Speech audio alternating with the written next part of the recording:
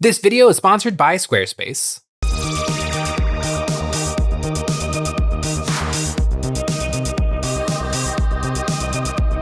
Hey guys, Jay here. Welcome to Models Memories Weekly, episode 242. Models Memories is a show about nothing and is filmed in front of a live studio audience. This is a show where we're talking about painting, modeling, and wargaming experiences from the week. Now you might be thinking to yourself, Jay, you put out 3 videos a week. Oh. Could I possibly have more to say? Well, I do, and here goes. This week, we finally got the big show off for the newest Kill Team. But first, Kill Team has a lot of squares going on. You know what else has a lot of squares? Today's sponsor is Squarespace. Squarespace allows anyone to design the website of their dreams with the most powerful and easiest design tools in the industry, like Design Blueprint. Using AI technology empowers anyone to build a more personalized website tailored to their needs, crafting a bespoke digital identity. Choose from a professionally curated selection of styling options to build a unique online presence from the ground up. Squarespace makes sure it's easy to launch your website and get discovered fast with integrated optimized SEO tools, so you'll show up more often to more people and grow the way you want. With Squarespace, it's never been easier to set up a unique online storefront. Whether your services are physical, digital, or service-based, selling your wares has never been easier. Squarespace offers an unmatched ability to showcase your unique wares with images, videos, reviews, and add-ons, all capped off with their seamless checkout tools, letting your customers use whatever system they prefer, whether Klarna, ACH Direct Deposit, Apple Pay, Afterpay, or ClearPay. Squarespace offers a free trial for you to dip your feet into and test the waters, and ready to dive in head first, you can go to squarespace.com/EonsOfBattle or follow the link in the description below to get 10% off your first purchase of a website or domain. This new season of Kill Team has been very interesting, with a bunch of new or pretty darn new units coming out. I've been really interested in how they would convert from Kill Team into Warhammer 40,000 and the new Necrons. And who is fighting the Necrons? The Death Watch.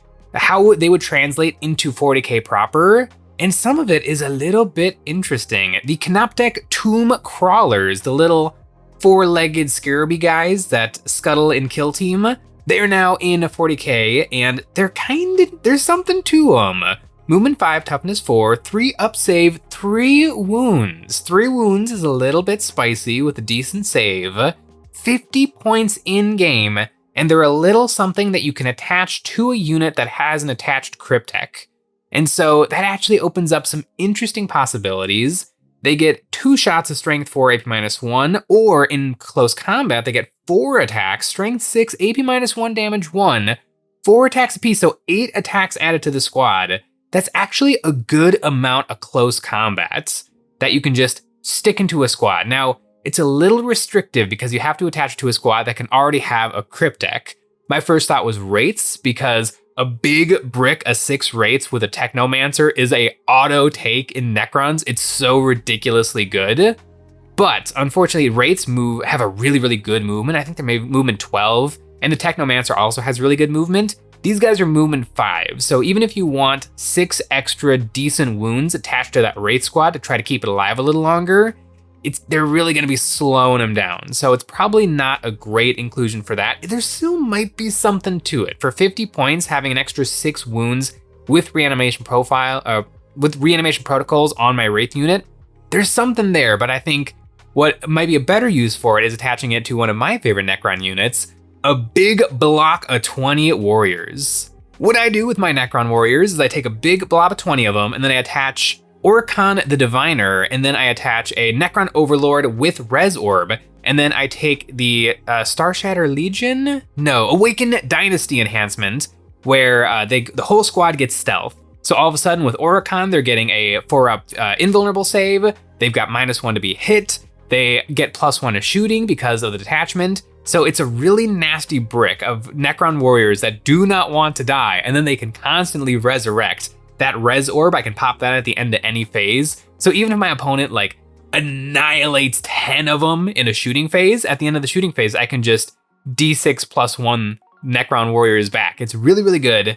This could be a little something nice to attach to it, because the way when this squad doesn't work out for me is usually when it gets charged by Terminators, or my opponent just throws a big melee something into it.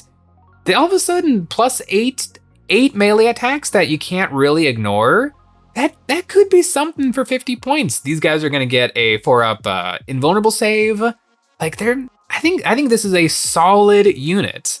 Usually when Games Workshop just kind of shoves something into the game, it's usually either really good or you would never ever look at it or take it. I think these guys are kind of interesting. Window shopping these Canoptek tomb crawlers. There's a little something going on, and it's got me excited for the new kill team. Kill Team Dead Silence. This is a kill team that features the Tau versus the Space Wolves. The Space Wolf Scouts, if they do enter Warhammer as Space Wolf Scouts, which I kind of doubt because it seems to just be Space Marines in Phobos armor, so presumably these will just be a reskinning of like Incursors or Infiltrators, which is fine. There's some interesting weapons like classic bolt guns and classic plasma guns, and knowing Space Wolves who get everything for the Space Marines, like even the Divergent chapters, Space Wolves get their own Space Wolf version of every Divergent chapter thing. So those will probably be, if they do come out as their own separate Space Marine unit, they'll be excellent. But the Tau are kind of interesting because looking at them, there's like, okay, those are new stealth suits. They just are. And then I read the article and it says that they are XV26 stealth suits. The stealth suits that we all know and love are the XV25, and the previous incarnation of the stealth suit was the XV15, which was the old metal ones. The old metal ones were kind of cool. They were like fire warriors that were just a little bit of extra armor, and they had, what is it, the pulse carbine? Or not the pulse carbine, that's the normal one. The minigun, the pulse minigun. These guys though, they're the XV26, so they're just a little tiny bit better than the regular XV25 battle suits. Ooh, and then, what's her name? She's got the 22 battle suits. The Lone Op Tau. What's her name? Commander Shadowsun. She's in a XV22 battle suit. And so these guys, they are just more modernized stealth suits. They do look really cool with a little bit less bulky armor, but a little bit better looking armor. The battle suits, I think they still look really good. The XV25s, I have a ton of them actually, because I painted up a 6-man squad for Kill Team, and then I may or may not have, but definitely did put together another 6-man squad for my Tau Kroot army. And so I've actually put together a ton of that kit. It's old, it's really old. Like there's a couple of weird gaps that you have to invent, like especially in their legs crotch region where you have to scrape out a lot of plastic to get it looking right. So if these guys just replace the old XV25s, I think that would be fine. But there's definitely some interesting stuff going on. All the same weapon options. I do miss the rabbit ears. These guys don't have the rabbit ears. Instead, they've got a couple like little sensors and a couple of cameras looking around. But other than that, they do look really, really nice. Their guns have been a little bit shortened. The problem with the old guns is they were bolted under their arms. And there's really only one pose. There's a little bit shooting forward and then a little bit off to the side. And that's pretty much all you were gonna get. But these guys look like they have a little bit more posability. They can be a little bit more dynamic. And their drones also don't have the rabbit ears. They've just got these little bumpies.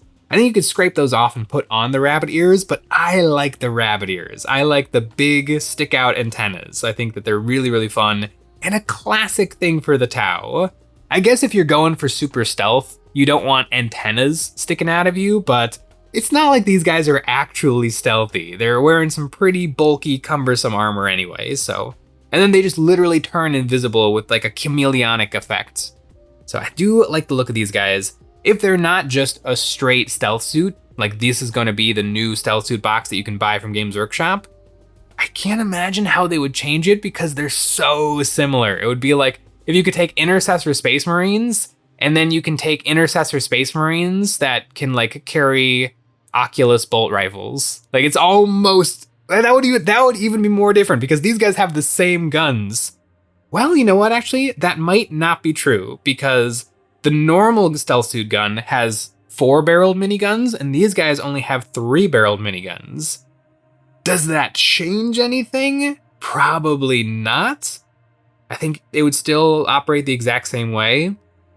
I don't know, all signs point to these are just new stealth suits that are canonically going to replace the old stealth suit by being 1 mark better. And I do think that they look pretty darn cool.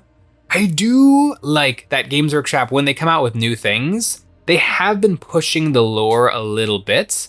I really liked with the Dark Eldar, or kind of with Eldar in general, with the birth of Yvraine and Ynid, they've really been pushing the lore of this new death cult in the Eldar society. Eldar's greatest fear is dying, but now there's a death cult that thinks if enough of us die, then maybe we can create a new god to fight Slaanesh for us. Is a really, really fun idea and a really interesting way to like recontextualize a lot of the happenings in Eldar and Dark Eldar society. In the novel Lilith Hesperex, Queen of Knives, it's really interesting. She's left the Dark Eldar for a bit to hang out with Yvraine, and in her travels, she's kind of learned and changed a little bit. And then when she comes back to Camorra, she's different, and she like deals with everything in a little bit of a different way, in a little bit less of a Dark Eldar way, but still a very Lilith way. And it just made for a really, really interesting novel, where a lot Space Marine novels usually tend to go down one of two paths. Either they really focus on one or two characters and you really kind of get into their feelings of what's going on, or it's just a generic battle book.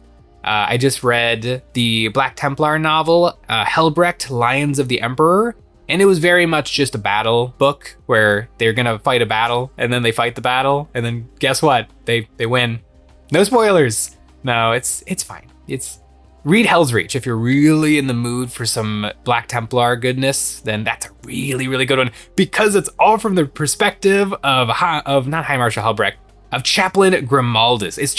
It's a battle, but really it's how does he feel about this battle?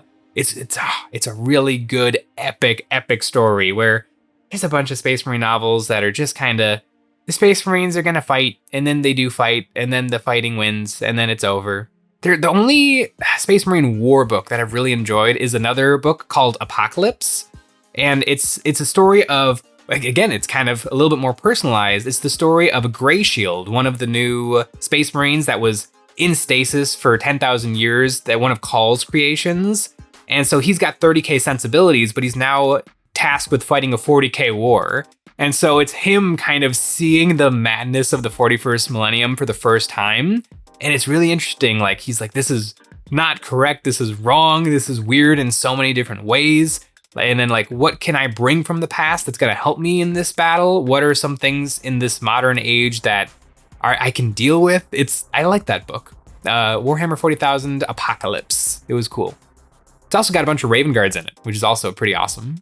The new Kill Team set is very interesting. I do like the look of the Tau, although I've just built another set of the old models, so I probably won't get these new ones. Also, it looks like you get 5 or 6. You better get 6, or else they Ravagered me again with the Tyranids. 1, 2, 3, 4, 5. No! Don't be 5, be 6. 1, 2, 3, 4, 5. There's 5. There's 5 models, but previously there were 6. They did this when they changed the Ravagers. Ravagers for the Tyranid, they're the little tunnel worm guys. And previously they came in sets of 3, and I bought a whole bunch of sets of 3. But now they come in sets of 5. So I now have too many Ravagers, but not enough to do multiple 5-man squads. I guess if stealth suits do get moved to 5-man teams instead of 6-man teams, then I could just leave one guy behind and I would have the right number. But you just keep it consistent, Games Workshop. Don't screw around with the numbers. In the Tau right now, the stealth suits are one of the best Tau units because they get extra benefits to marking targets, because the way the Tau kind of works is if you want to shoot something, all Tau essentially hit on 4s. And so if you can have another unit mark an enemy target for you, then the rest of the army gets +1 to hit against that target. And so it kind of is a dance of, okay, which units can get away with not having the benefit this turn and can be giving the benefit to the other things that I want to shoot at the other things. And so that's just kind of how the Tau do it. That's kind of how a lot of the factions do it, where everything wants to be hitting on 3s at least. And so you got to come up with the ways. Like, Space Marines just get to naturally hit on 3s. Sisters of Battle, for the most part, get to naturally hit on 3s. Eldar always hit on 3s because they're snooty elves. But other than that, like, all of these factions like Bleeds of Votann and Tau, they have to figure out ways, and orcs never get to hit on 3s. Is there an orc unit that hits on 3s? I don't think there is. Maybe Gaz, does Gaz naturally hit on 3s? I don't know. But I mean, it wouldn't make sense for orcs to hit on 3s. I think there's a bunch of ways that they can be hitting on 4s, because there are +1s to hit even in the world of orcs, but 3s to hit on with orcs would be really, really funny, but probably not very good. I remember during the Grotmist, the old Grotmist attachment fiasco, where orcs got sustained hits too on all of their guns, which would have been a really cool ability if it was being applied to like shoot-a-boys instead of slug-a-boys. Like, yeah, my strength 4 AP zip guns, all of a sudden I get to hit with a lot more of them. That's really cool. But what it ended up being is the brand new unit, the Tank Busters, all of a sudden got sustained hits too on their weapons, and that just broke the game because everyone would just spam 3 into their list, and then it was a nightmare. I think sometimes you can do really, really fun rules, but you should just put a little rider. That's like, this really fun rule is only for the guys who currently aren't good. It doesn't get to go on the guys who are already excellent, because it'll break the game. I think the new kill team is looking pretty interesting. I was at my friendly local game store the other day, and I was watching some guys play new kill team. And new kill team does look like old kill team, but just a little bit more polished and a little bit like more particular. I haven't played this newest edition of Kill Team, but I've played every previous edition of Kill Team. And initially it was just 40k with a lot of the rules ripped out. And then it turned into its own game with a lot of things that I really liked about it. I really like how it handles the melee mechanism, where instead of just my attacks go and then your attacks go, you create a pool of attacks. So I like roll 3 dice. Oh, I got 2 hits and a critical. So I've got my crit and I got my 2 hits. Then I compare it to what my opponent rolled. And then we go back and forth. Do I want to parry one of his attacks, or do I want to just attack him directly? Do I want to play my monster in face-up attack mode? It makes for a really cool back and forth. Usually at the tail end of the last edition of Kill Team, mathematically, it was almost better to wound a model beforehand so that you can just finish them off with your first punch. But sometimes it would be like you got caught off guard, and so you are just kind of going back and forth with your opponent. Even a lowly guardsman is like, I punch you for 1, and then the guardsman nearly dies, and then you punch him again for 1, and then the guardsman dies, and you still got to do a little something. You were swinging with your trench shovel until the very end. It's a really, really interesting little system that they've created for Kill Team. But speaking of very interesting little systems, we here at Eons of Battle have a little system of our own, and that is called EonsOfBattle.com. EonsOfBattle.com is full of all sorts of great hobby goodies. We got some brand new hobby stuff on there. We got sanding twigs, we got green stuff, we got dirted down products, and we got dry brushes. And we got all sorts of other hobby stuff, including terrain. It's the best way to support us doing what we do by getting a membership. Each month, members get a credit that they can use on our new monthly terrain packs or any previous pack we have ever made. Our new terrain for November, the Crashed Landers. These spaceships have all the trappings of grimdark futuristic flyers who have met their untimely end, dropping out of the sky to live out their days as dramatic terrain. With weapons, engines, armor, and rivets, these corpses were carrying some precious cargo that never made it to its destination. These ill-fated vehicles were designed by us and are available now at EonsOfBattle.com. I have been doing a whole bunch of painting, but I actually have not been doing a ton of Warhammer 40,000 painting. I've been doing some Moonstone, I've been doing a little Drop Fleet Commander, and there's another game called Steel Rift. The box is sitting in my bedroom right now with the rulebook like sitting on my dresser because I keep telling myself I'm gonna reread the rulebook before bed, but one of these days, I'm gonna get around to it because that game, it's a mech game. It looks pretty cool. Maybe today, but probably not. Thanks for watching.